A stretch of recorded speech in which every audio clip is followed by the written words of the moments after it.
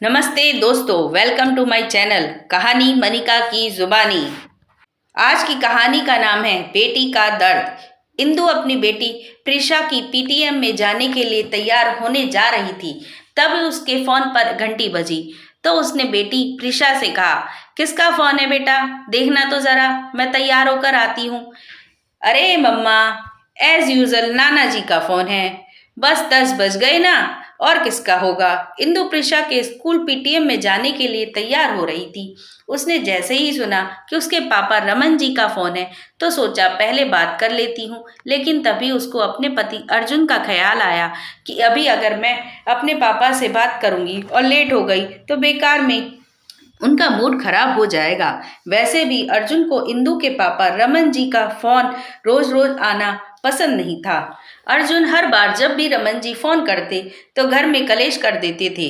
बात बात में इंदु को ताने मारते, कहा करते थे, तुम्हारे पापा को कोई काम तो है नहीं, खाली बैठे बैठे फोन ही मिलाते रहते हैं। भूल जाते हैं कि बेटी की शादी कर दी है उन्होंने। अब बेटी का अपना भी घर संसार है, उसकी अपनी कुछ जिम्मेदारियां हैं, तो फोन जब तक जरूरी ना हो तो ना करें। प्रिशा फोन उठाती है।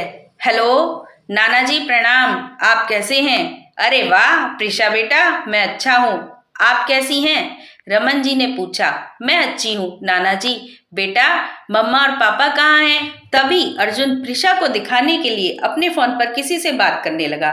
प्रिशा ने जैसे ही फोन देना चाहा, बात करने के लिए अर्जुन ने कहा, बेटा आप बात करो, मैं अभी किसी से बहुत जरूरी बात कर रहा हूँ। अर्जुन की आवाज रमन जी ने सुनी और दूर खड़ी इंदु भी अपने पिता के साथ हुए इस व्यवहार को देखकर दुखी हो गई।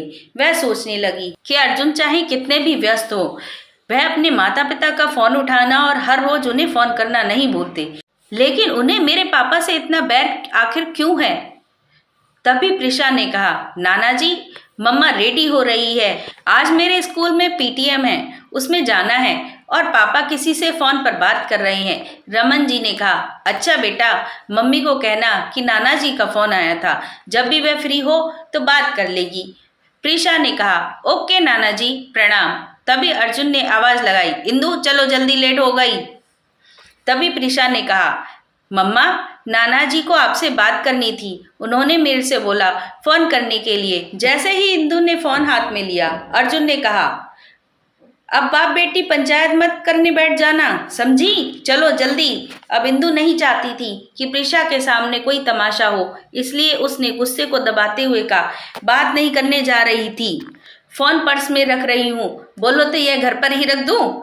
अर्जुन ने कहा, हाँ रख दो, वैसे भी कौन सा तुमको कोई जरूरी बिजनेस की कॉल या फिर ऑफिस से कॉल आने वाला है। ऑफिस, इंदु ने गुस्से में फोन घर पर ही रख दिया। स्कूल जाकर पीटीएम अटेंड किया। तभी अर्जुन के फोन पर उसके दोस्त आर्यन का फोन आया। आर्यन ने कहा, यार यही बगल में आया हूँ, तो घर भी आजा, काफी दिन हो गए मिले हुए। अर्जुन अपने दोस्त के घर सबको लेकर चला गया, लेकिन आज इंदु का मन कहीं भी नहीं लग रहा था।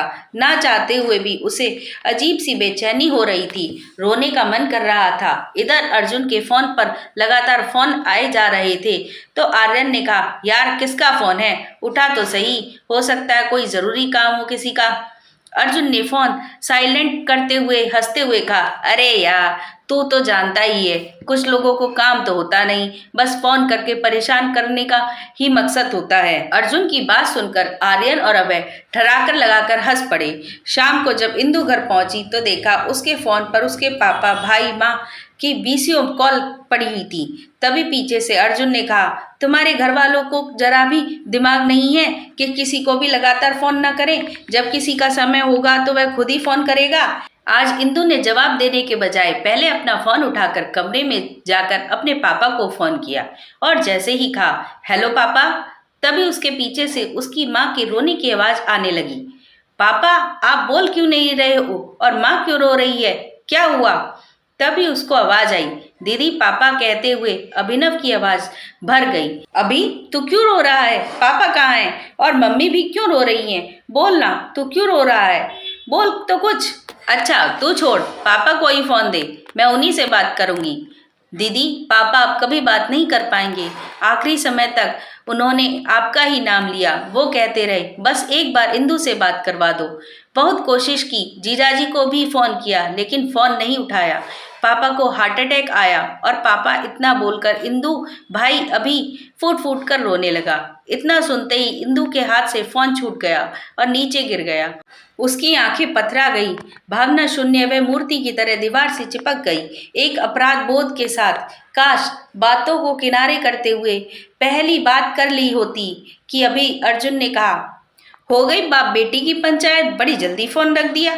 इंदु ने कहा, अर्जुन क्या तुमको अभी ने फोन किया था? हाँ किया था, अर्जुन ने जवाब दिया। तो उठाए क्यों नहीं? इंदु बोली। अर्जुन की नज़र जैसे ही इंदु पर पड़ी तो अर्जुन ने व्यंग करते हुए कहा, उन बातों से क्या करना तुम्हें? ऐसी कौन सी बात कर ली बाप से अपने जो मूर्ति बनी खड़ी हो? मेरी चुगली तो नहीं कर दी तुम्हारे पापा ने? मैं तो परेशान हूँ तुम्हारे घर वालों से, खास तौर पर तुम्हारे पापा से यूं फोन करने की आदत से।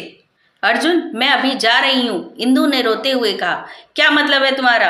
अर्जुन तुमने, इतना बोलकर इंदु फूट फूट कर रो पड़ी और रोते रोते उसने कहा, मैं अपने मायके जा रही हूँ पापा। अर्जुन मैं तुमको कभी माफ नहीं कर पाऊंगी। कहते हुए इंदु घर से निकल गई। इंदु जैसे ही मायके पहुंची तो इंदु को देखते ही उसकी माँ रोते हुए बोल पड़ी, तू कहाँ थी बेटा? तेरे पापा आखिरी दम तक यही कहते रहे, आज बात नहीं हुई। इंदु से पता नहीं कैसी है मेरी इंदु, उसको बुला दे, एक बार मिला दे मुझसे। कुछ दिनों से थोड़ा उदास है मेरी बेटी। सामने पिता का मृत शरीर जिसे पकड़कर इंदु की माँ बार बार रोते हुए कह जा रही थी, इंदु के पापा उठिए, देखिए इंदु आ गई। आप तो कहते थे कि इंदु आपकी जान है, तो अब उठिए ना, बोलो बेटा। इंदु मेरे पापा को उठाने के लिए तेरी तो हर बात सुनते हैं। इंदु को आज कुछ समझ में नहीं आ रहा था कि अब किससे क्या कहे, माँ को क्या कहे और क्या सांत्वना दे। आज इंदु निरुत्तर थी, मन में ग्लानि कर इतनी थी कि काश बात कर ली होती। सीढ़ियों पर जा बैठी इंदु समझ नहीं पा रही थी क्या करे। उसकी आंखों में आंसू जैसे सूख गए थे। तभी उसके पीठ पे किसी ने हाथ रखा। इंदु ने पलट कर देखा तो अर्जुन था। अर्जुन ने जैसे ही इंदु से बोला, मुझे माफ कर दो इंदु, मैं एक बेटी को पिता से बात नहीं करवा सका। मैं एक बेटी का पिता होकर भी तुम्हारे जज्बात नहीं समझ सका। अर्जुन को देखते ही इंदु को बीती सारी बातें याद आ गईं। कैसे किसी भी अर्जुन ने उसके पापा के साथ अच्छा व्यवहार नहीं किया। इंदु ने बहुत बार कोशिश की थी अर्जुन का व्यवहार बदलने की, लेकिन अर्जुन जैसे का तैसा ही रहा। इंदु आज अपने गुस्से पर काबू ही नहीं कर पा रही थी। आज उसका सब टूट चुका था। फिर इंदु ने अपना गुस्सा दबाते हुए बोली, क्या कहा? माफ कर दूं? ठीक है, ले के आओ मेरे पापा को, मैं तुम्हें माफ कर दूंगी। ला सकते हो क्या तुम? बोलो। तुम्हें हमेशा उनके फोन आने और एक बार बाप बेटी की बात करने से परेशानी हो रही थी, वो भी बिना वजह। और जब तुम्हें ज़रूरत होती थी तो दिन में 10-10 बार फ़ोन करते थे। अब मेरा फ़ोन नहीं बजेगा। अब मेरी ज़िंदगी की इस कमी को कोई पूरा नहीं कर सकता, तो तुम मेरे से कोई उम्मीद नहीं रखना।